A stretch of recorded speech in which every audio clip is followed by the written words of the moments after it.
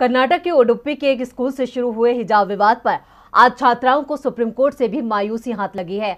Karnataka high court ने इस मामले पर अपने फैसले में हिजाब को इस्लाम का अनिवार्य हिस्सा मानने से इनकार कर दिया था, जिसके बाद इस फैसले को सुप्रीम कोर्ट में चुनौती दी गई थी, जिस पर देश की सर्वोच्च अदालत ने बड़ी बात कही है। देखते हैं ये रिपोर्ट। कर्नाटक के उडुपी में एक स्कूल से शुरू हुआ हिजाब विवाद देखते देखते पूरे देश में फैल गया। हिजाब विवाद पर नेताओं ने जमकर सियासत की। खासतौर से बीजेपी नेताओं के गैर जिम्मेदार बयानों ने इस विवाद में आग में घी डालने का काम किया, जिसका फायदा बीजेपी को 4 राज्यों में जीत के रूप में मिला।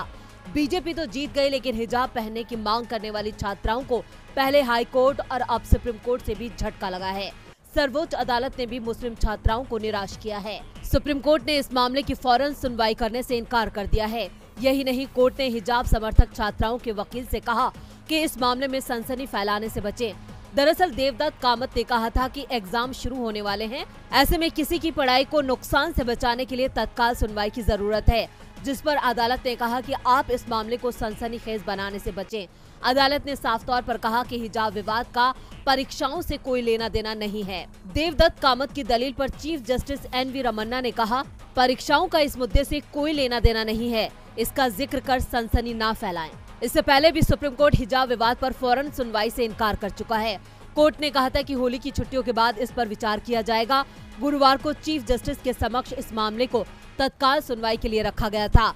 इस दौरान एडवोकेट कामत ने कहा कि 28 मार्च से छात्राओं की परीक्षा होने वाली है।